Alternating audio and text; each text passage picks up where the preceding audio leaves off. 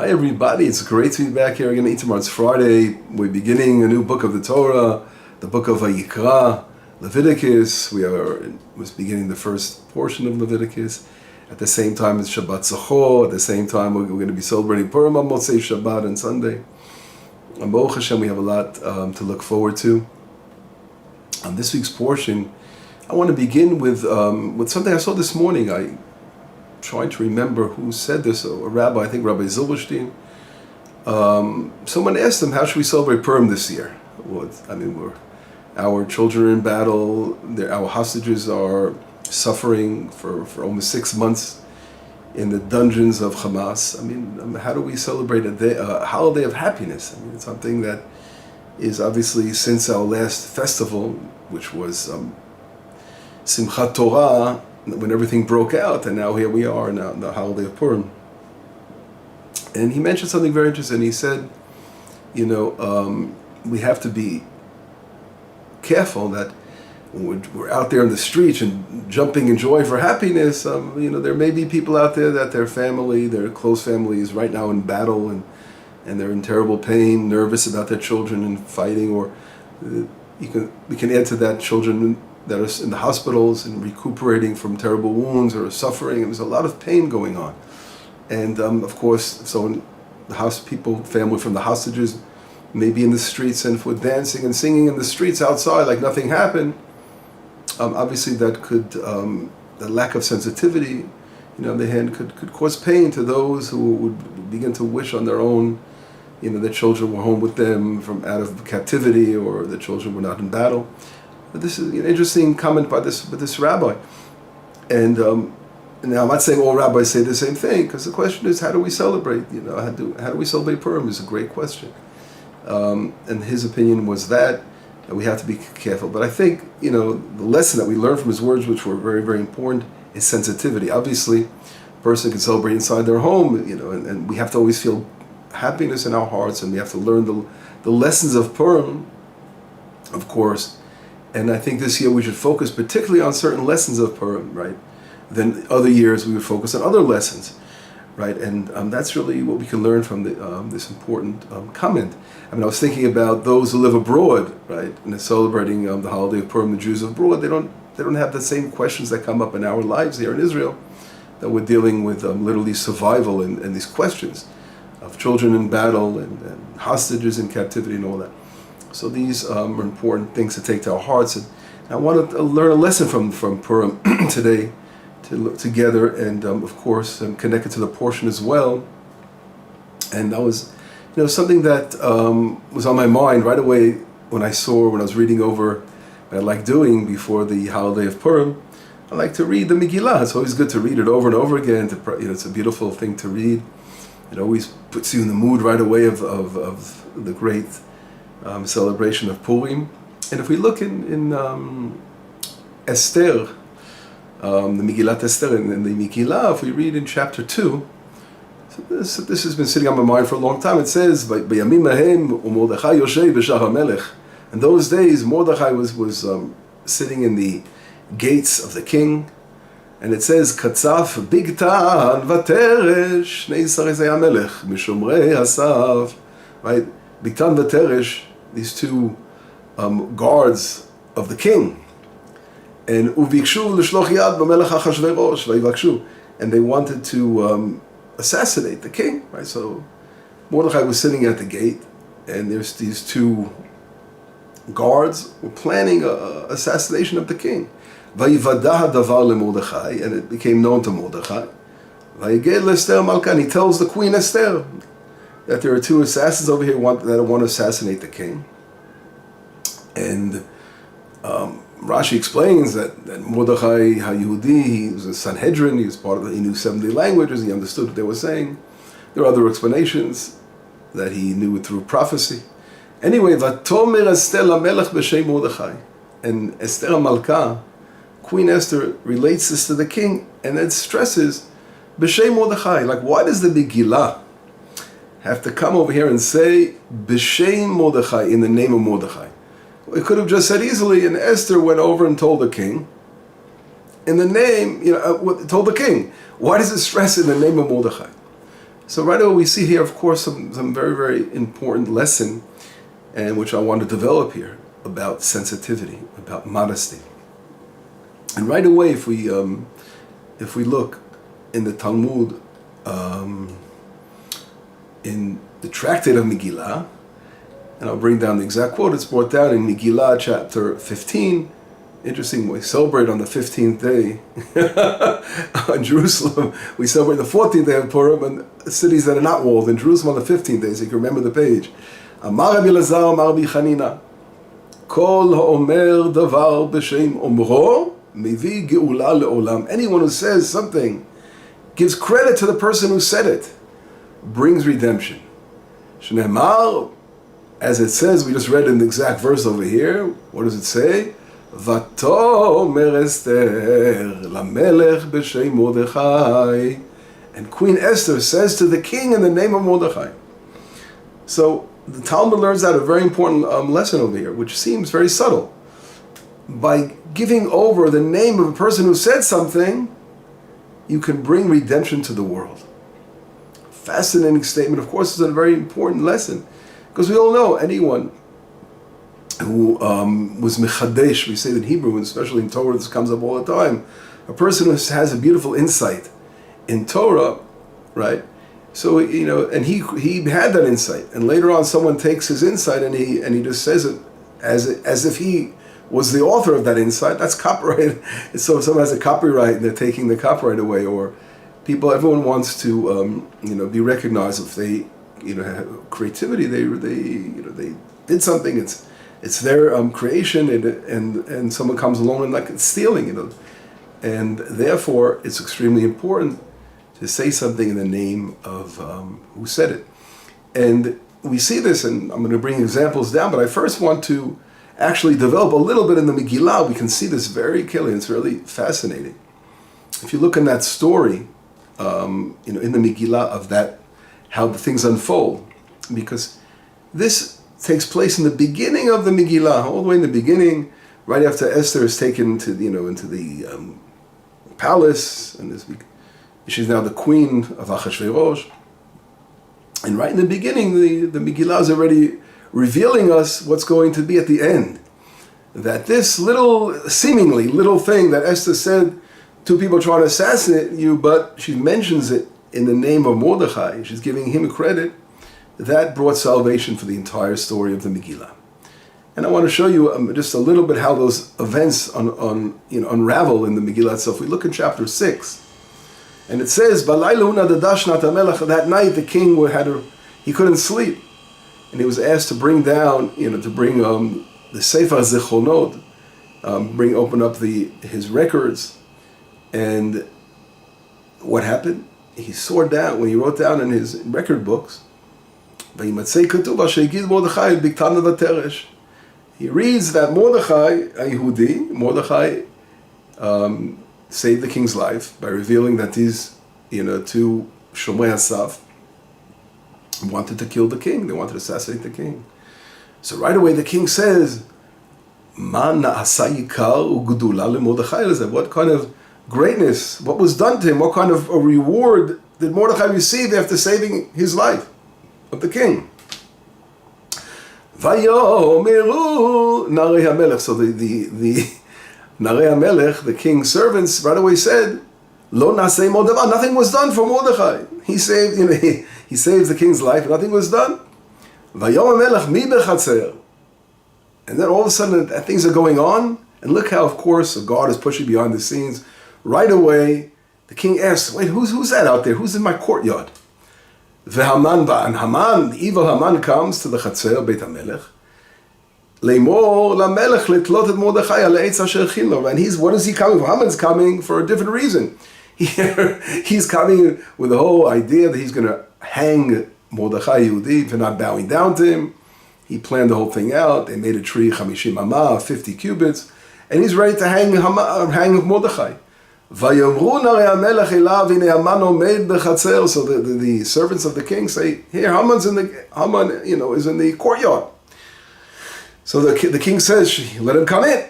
Vayavo Haman, and Haman comes. Vayomer lo HaMelech ma lasot baish asher HaMelech havetz biko. So right away, the king says what to do to the person who the king wants to honor. Now here's what I want to point out. Vayomer Haman belibo, and Haman says in his heart, Lemi achpotz HaMelech lasot yikar yoter mimeni. Who would want the king to do honor more than me? Right? He was right away full of arrogance and all puffed up and blown up with arrogance, that right away he was sure that the king was talking about him. So he goes on and says, the person the king wants to honor, let him bring levush malchut, let him bring garments of malchut, of the majesty, and let him go and let him wear them, and then put him on the horse of the king and put a crown on his head. And then take one of the king's ministers and let him put him on the horse and dress him up, etc. And then they take him through the streets and say, who does the king want to honor? Anyway, this whole thing, this wonderful suggestion, a wonderful advice that Haman is giving to the king. Of course, he believes it's going to happen to himself. At the end, the king says, do it to Mordechai. And Mordechai is taken right away over there. And we all know from that moment when Mordechai was placed on the horse, and he was dressed up with the garments of the king, it was the downfall of the evil Haman. From there, everything was downhill for Haman, the evil Haman. And from there, he ended up being hanged on that tree, together with his 10 sons in Israel, fought against the final solution, and Israel came out prosperous. It was a miracle that took place. So the whole salvation began by one little thing. Queen Esther remembered to mention that it was Mordechai who heard about the plot. Now, what would have happened if she would have said the same thing in her name? They're planning on killing you, king. You got to be careful. So he would have right away. He would have looked at in his chronicles and said, wait a second, who did I give honor to? Oh, to my queen, to my wife. Whatever. He would have bought her a present, and nothing would have, seemingly would have came out of that. So the whole thing, of course, that this is of course all divine providence, and Hashem was showing when we recognize someone who said something and we say it in their name, we could literally bring about salvation. But this is such an important lesson, and this lesson, of course, is the exact opposite of who Haman was. Haman was evil. Amaleki, of course, but full of arrogance, everything was about himself. Who does the king want to honor more than me? That's when he looks at himself. When he looks in the mirror, he's looking at someone that just wants to, he thinks he's deserving of more honor than anybody else. And that's his whole way about everything. The opposite, of course, is true about what we're taught as being Jewish. And when we have to learn this lesson to be taught to the world, everyone in the world has to learn what it is to be modesty. And this is really what the lesson. This is all about the book of the Megillah of Esther is all about the Jews. That's why it's mentioned all the many times we see in the book. Everything is stressing the Jews. Ish Yehudi haya b'Shushana bira. Right, there was a Jew in the capital of Mordechai. Right? His name was Mordechai. Ben Yair ben Kish, Ish Yemini, comes back from the tribe of Benjamin. Right, so what it is to be Jewish is to learn modesty, and this is really such an important lesson being taught over here. I want to bring down. There's a Mishnah, a simple Mishnah that we read in the tractate of Peah, and you see how important this concept is to say something, the name, to give credit. And the Mishnah is brought down in Peah, and it says, I want to quote the exact Mishnah because it's really fascinating to see the way the Mishnah goes out of its way to mention so many different names. And I want to show you this. It says like this: Maaseh, a story. There's a Mishnah brought down in Peah, chapter 2, Mishnah 6. Maaseh shezara Rabbi Shimon ish hamitzpah. Right, Rabbi Shimon, he planted. He lived in a place called Mitzpah, and he planted seeds before Rabban Gamliel, and he's planting grain. V'alu lishkata gazit, and they entered the lishkata gazit, as we all know, in the temple. V'shalu, and they asked Amar Nachum halablar, right?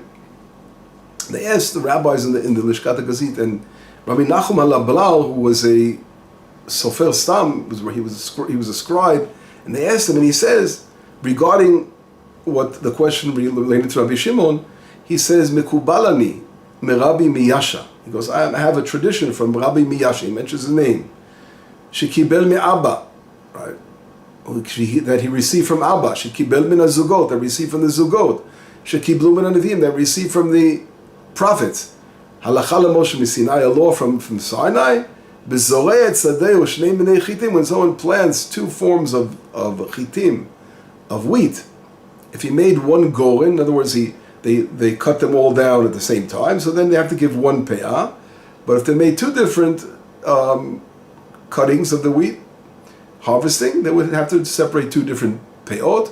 Peah, of course, is giving a certain amount to the poor that we have to give, leave in our fields for the poor people to come and take it in the corners of the field, and which is a basic, Jewish law in relating to the land of Israel. And here it's very, very interesting that when the Mishnah brings down and they're asking the rabbi this comment again, when Rabbi Shimon plants before Rabbi Gamliel, they want to clarify what is the law when you cut it in two different harvests, or you harvest it in one shot. So they wanted to clarify that law. I'm not going to go, it's of course it's a continuation of the laws in the same chapter of Peah, but the idea was that it was so careful to mention how the law came down from rabbi to rabbi, from the Zugot, from to seeing how the chain goes down the line. To always remember, to always give credit that it's something that it didn't start here, but something that started before you, and always think about others. And that, of course, is a lesson in sensitivity that we were talking about. And I want to take this to a beautiful midrash in our portion relating to Moshe Rabbeinu. This Torah portion opens up with Vayikrah, and it talks about the whole level, the level that Moshe Rabbeinu was on, what kind of special level of spirituality that he was on. And it says, Vayikra el Moshe, Amar Rabbi Zrika v'chitala al dadcha, sheya Moshe meniach et hashchina v'olech lo letzad. He's saying, Rabbi Zrika is asking a very important question. Is it make any sense that Moshe Rabbeinu would leave the Shekhinah aside and have to be called by God to come into the sanctuary? I mean, it doesn't make sense. Why did God have to call out to Moshe Rabbeinu for? Moshe Rabbeinu wasn't like waiting on the side, forgot that the divine presence was in the sanctuary and he had to be called. Ela lo ba katuv ela lodia invantunuto utzniuto shel Moshe. But it wanted to teach us the modesty of Moshe Rabbeinu. Benoheg sheba'olam adam shemelech ragil ledaber imo b'chol eit hu nichnas v'yotzei shelo b'rshut. Anyone who knows the king very well goes in and out doesn't have to ask permission anymore. He's very close to the king. He has no issue there, because he's used to it. Aval Moshe Rabbeinu I know came, but Moshe Rabbeinu was not like that. Even though God spoke to him panim el panim, face to face, kama pamim, but he still, although God spoke to him so many times, he still waits on the outside, very modestly, v'nohei kavod b'shchina, and shows respect to the divine presence, ki'ilu lo nidbar imo me'olam, as if God never spoke to him ever. U'b'davar hazeh zachar lema shelo zachar bo adam me'olam, and because of this, Moshe Rabbeinu was merited in something that no other man ever merited. Shekol zman shikanes miyad shchina medaberet him. Anytime he will enter the sanctuary, God immediately speaks to him. Shneimar uvo Moshe lo moed vayishmad kol midaber ilav. Immediately, when he enters the sanctuary, he immediately hears God's voice. So we see here a modesty, a lesson of modesty of Moshe Rabbeinu. Right away, waiting for that voice of Hashem to call him in, not jumping. Of course, so we see such the opposite. We can't even put it in the same words of Haman. Who does he want to honor the king more than me? Of course, the king, we know in the Megillah, represents not only King Achashverosh, but of course the king of the heavens. And because God is pulling the strings behind the scene. So Haman actually sees himself of coming freely at the king's door and say, honor me, right? That's right away, it's on his lips. I'm waiting to be honored to kill Mordechai and honor me with the horse and the garments. Fascinating, you see the difference. And I want to bring one other beautiful midrash that shows again the greatness of Moshe Rabbeinu. Vayikrah el Moshe malato shel Moshe gdola malat hamalachim. The Midrash brings down that Moshe Rabbeinu's level is higher than the angels. Shemalachim kishem mishabchim oto einam yodim mikomo. When the angels are praying, they are praising God, they don't know God's place. As we all know, what do they say? In Ezekiel chapter 3:12, what do they say? Boch kavod Hashem imkomo. I said, blessed the honor of God in His place. But they don't know that place. But Moshe Rabbeinu merited in speaking face to face to the divine presence. And the Midrash goes on and it says, Od ki hamalachim yesh lem shesh knafayim. They have 6 wings brought down, as we know. If we read it very carefully in Ezekiel, we see the 6. Ubishtayim mechasim et paneim, and 2 wings cover their faces, it says in Ezekiel. Because they can't glance upon the divine presence. אבל משה עליו השלום נאמר בו, ובבוא משה לפני השם לדבר איתו, יסיר את המסווה עד צאתו. We read in Exodus chapter 34, we read how Moshe Rabbeinu would remove his mask when he would speak to the divine presence, right? When he would speak. So he was having a much closer encounter with the creator of the universe. Of course, no one could speak and see God's glory as we know in this world. It says, Lo yirani adam b'chai. But the highest level Moshe Rabbeinu reached of communication with God, which is fascinating. And also we see the divine presence calling Moshe, as it says, Vayikrah el Moshe. Fascinating. The Midrash continues and it says, and I want to read the second part of the Midrash, it says, Kol mi shehu rodef achar asrara, anyone who runs after the honor, srara borachet menu, but honor runs away from him. Umishu boreach min asrara, but someone runs away from honor, srara rodefet achar, so then the honor will run after him. And we see this right away, for example, with King Saul. King Saul barach min asrara, right? He ran away from honor. When they wanted to make him king, King Saul, he ran away from that. And God says to Samuel, Shmuel, when he's looking for him, what does he say? He's actually hiding amongst the vessels because he didn't believe that he was worthy of being king. So we see something very, very beautiful regarding Samuel, in the book of Samuel, regarding King Saul, of course, of someone who runs away, who's not looking for honor, the opposite, modesty. And that beautiful modesty is really what the lesson of what we opened up with here, regarding anyone who says something, the name who said it, shows his modesty. They don't want to take credit to themselves, they want to give credit to others, they don't forget others, they have that sensitivity to always, feel what's around you and know what's around you. And these are the kind of things that bring redemption to the world. They don't have to worry. People that are modest, people that are good and behave properly. So with Moshe Rabbeinu was the highest level of modesty. As it says in the Torah itself, he was the most anav mikol adam. He was more modest than anyone in the world. And look what Moshe Rabbeinu merited in. He was running away from that glory, from that splendor, but God ran after him with giving him and honoring Moshe Rabbeinu. And that goes without saying. And in this lesson of Purim, the whole story of Purim, that we are celebrating, the victory over Amalek, the forces of evil, the Haman. This is the Midot. We see their character traits of what they, how they behave and what they honor. They honor their arrogance and their pride, and they're running after money, and everything is totally the opposite of what we're taught to be a good Jew. I'm stressing the word Jew because we see it again, as I said before, in the Megillah.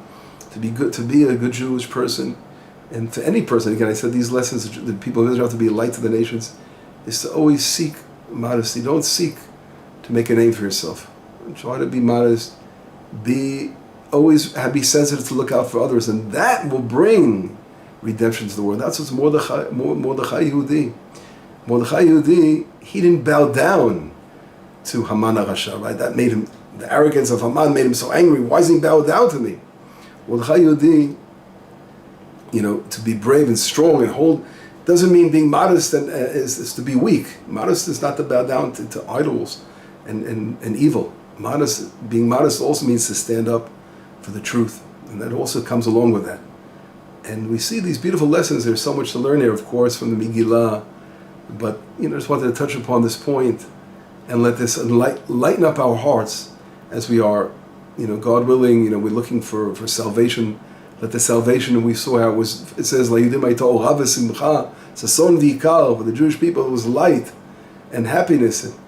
And we were looking forward for that to happen again after the very difficult time we're going through.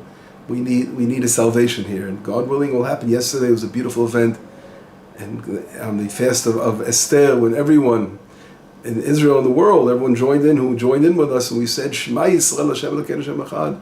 Such a beautiful, powerful thing. People from all streams of life in Israel got together, and the Kotel at the Western Wall, and God will get together on the temple, the third temple on the Temple Mount soon, and everywhere, and they were saying Shema Yisrael Hashem Elokeinu Hashem Echad.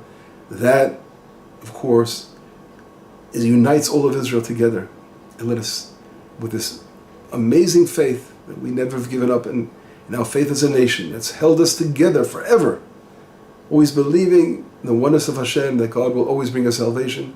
We will very soon merit in a great salvation. Shabbat Shalom, Purim Sameach, Besorot Tovot, Yeshuot V'Nechamot.